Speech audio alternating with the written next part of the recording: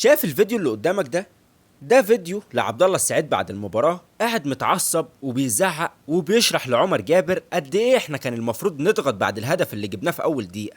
كان المفروض نستغل حالة الارتباك والفوضى اللي حصلت عند اتحاد العاصمة ونزود عدد الاهداف. وفي الحقيقة عزيز الزملكاوي، الفيديو ده مهم جدا عشان يعرفنا قد ايه اللي حصل امبارح من كابتن معتمد جمال ما كانش مقبول، ولا من الجماهير اللي كانت في الملعب، ولا من الجماهير اللي كانت بتتفرج في البيت، ولا حتى اللعيبه بتاعته. ودايما انا بعد كل خساره للزمالك بطلع اقول لك ان اكتر حاجه بخاف منها بعد اي تعثر للزمالك هو تاثير جمهور الزمالك على الزمالك. بس في الحقيقه المره دي انا مش هقول لك الكلام ده، لان من الطبيعي ان انت تطلع تنتقد وتفش غلك في كل واحد اثر. وعلى فكره ده طبيعي جدا، يعني انا في ناس بعد كل خساره للزمالك بتطلع تشتمني وبتلغي الاشتراكات بتاعتها من عندي. يعني بعد اي خساره للزمالك عايز اقول لك ان انا ممكن انقص مثلا بتاع 20 30 مشترك، واللي هو يعني المفروض انا اخر واحد يسال عن خساره للزمالك. ولكن انا بتقبل ده لان ده الطبيعي. الواحد ساعة الغضب، وخصوصا يعني الغضب بتاع خسارة الزمالك ده، بيبقى مش شايف حاجة قدامه. وبصراحة يعني أنا عايزك المرة دي تهاجم، عايزك تهاجم اللي أخطأ وتنتقد اللي أثر في الملعب، لأن احنا دعمنا كتير. احنا طلعنا سقفنا وشجعنا للعيبة دي بعد ما خسروا من الأهلي 3، دعمنا وسقفنا للعيبة دي بعد ما تعادلوا مع إنبي، وإنبي نزل الماتش اللي بعده قدام الأهلي خسر 3.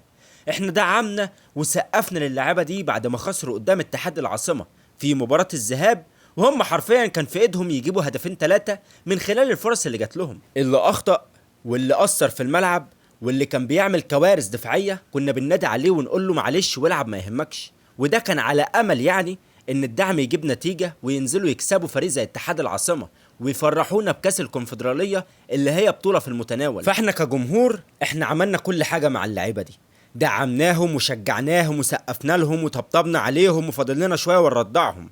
ماتش سيراميكا انا مش هدعم حد تاني. ماتش سيراميكا ده اللعيبه بتاعتنا هي اللي هتختار، يا تنزل تموت نفسك في الملعب وتبقى راجل غصب عن اللي جابك، يا اما ما تروحش الماتش، يا اما تخسر بقى والايام اللي جايه كلها تبقى سواد عليكم. بس زي ما انا لسه قايل لك، انت المفروض تنتقد وتفش غلك في اللعيبه وده حقك، بس لازم وانت بتنتقد او بتهاجم تعرف انت بتهاجم مين ومين هو اللي يستحق فعلا ان انت تنتقده. ومن وجهة نظري اكتر شخص يسأل عن الخسارة امبارح هو معتمد جمال. وبيني وبينك عايز اتكلم معاك شوية كده في كام حاجة تخص معتمد جمال ده.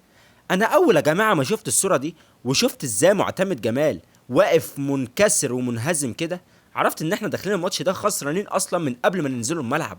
المدير الفني يا جماعة شغلانته مش بس يقف على الخط يوجه اللعيبة ويحط التشكيل، لا، المدير الفني المفروض يبقى هو مراية اللاعب بتاعه. اي رياكشن عليه او اي تصرف انت بتعمله ده بينعكس على اللعيبه بتاعتك. لما اللاعب اللي في فريقك يشوف الصوره دي ويشوفك انت واقف قلقان ومتوتر وخايف، طبيعي هو كمان هيدخل المباراه دي بنفس الحاله اللي انت فيها.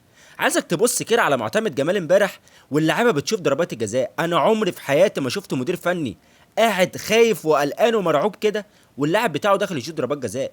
شوف جوميز كان بيعمل ايه وقت لما كنا بنلعبوا ضربات جزاء وفي السوبر الافريقي قدام الاهلي. انت كمدير فني للزمالك واقف على الخط في ضربات الجزاء دي، المفروض كل لاعب داخل يشوط تبقى بتحمسه وبتشجعه وبتشيل الضغط من عليه، مش انت قاعد مستخبي وسايب اللعيبه اللي داخل يشوط واللي داخل يعمل وهم اللي بيختاروا مين يشوط الاول ومين يشوط التاني. يا راجل عشان كده يا جماعه احنا بنقول ان الزمالك ما ينفعلوش مدير فني مصري. الضغوط بتاعت نادي الزمالك مش اي حد يقدر يتحملها. وعلى فكره موضوع الضغوط ده انا كلمتك فيه وقلت لك ان معتمد جمال المفروض يتعامل نفسيا مع اللاعبين، ولكن معتمد جمال هو اللي اصلا محتاج حد يتعامل معاه نفسيا. وخلي بالك المدير الفني زي اللاعب بالظبط في حته الضغوطات دي. انت لو مدير فني واقف على الخط مضغوط ومتوتر 100% مش هتاخد قرارات صحيحه، زيك زي اللاعب اللي في ارض الملعب بالظبط. ولو تلاحظ كده ان قبل ما الضغط يتحط على كابتن معتمد جمال الزمالك كان بيقدم ماتشات كويسه، يعني عمل سلسله انتصارات كبيره جدا، ومعتمد جمال قدر يفوز على نادي زي بتروجيت، كهربة الاسماعيليه بخماسيه، قدر يفوز على نادي زي زد الاتحاد المصري في كاس الكونفدراليه. ولكن بمجرد بس ان كابتن معتمد اتحط في زون الضغط والزمالك بقى مرشح بقوه انه ياخد بطوله زي الكونفدراليه او الدوري، اداء الزمالك بدا الكيرف بتاعه ينزل لتحت. لا بقينا بنقدم كوره ولا بقى لنا شكل في الملعب ولا حتى اسلوب لعب احنا بنعتمد عليه. وفي الحقيقه برضو كابتن معتمد ما كانش كارثي بس جوه الملعب، لا، ده كمان كان كارثي في التصريحات اللي قالها في المؤتمر الصحفي.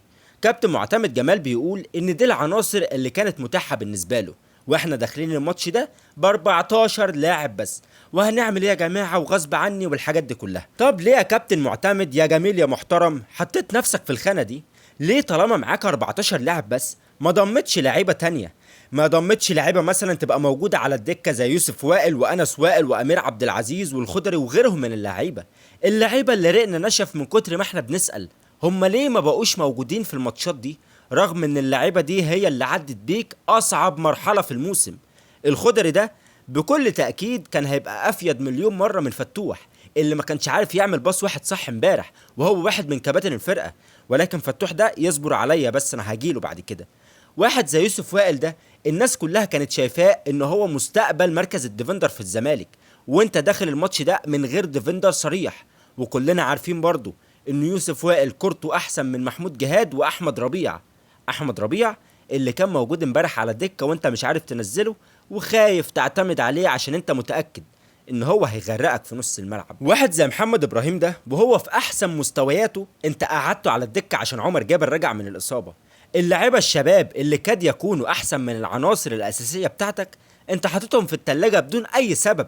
تاني تصريح معتمد جمال قاله في المؤتمر الصحفي، وده تصريح يعني انا شايفه ان هو ما ينفعش يطلع من مدير فني. بيقول ان اللعيبه هم اللي اعتمدوا على التحولات الهجوميه، وبصراحه ما اعرفش ازاي. يعني طب حضرتك انت كمدير فني واقف على الخط ايه لازمه حضرتك؟ طب ازاي اللعيبه هي اللي اعتمدت على التحولات الهجوميه وانا شايف واحد زي عبد الله السعيد ده اللي هو بقى القائد الفعلي في ارض الملعب متعصب وبيزعق وبيتكلم عن ازاي الزمالك ما كانش ينفع يدافع بعد ما سجل الجون الاول. انت حتى بدل ما ترفع الضغط على اللعيبه بتاعتك قبل ماتش سيراميكا اللي هو المفروض ماتش حاسم، انت زودت عليهم الضغط ولبست لهم الليله في الاخر. عامه عشان بس ما نحرقش بنزين على الفاضي، قدامكم 90 دقيقه قدام ماتش سيراميكا، انتوا اللي هتختاروا بقى المصير بتاعكم بايديكم. اقسم بالله يا تنقذوا الموسم بتاعكم ده وترجعوا الهدوء والاستقرار تاني للزمالك والاداره الزمالك، وبدل ما احنا كنا محتاجين نغيره 80% من هيئه الزمالك ومنظومه الزمالك، فلا، بعد الفوز باذن الله بالدوري قدام سيراميكا انت هترجع الاستقرار وهدوء الجمهور، وبالتالي هتبقى بس محتاج ان انت تغير النواقص بتاعتك.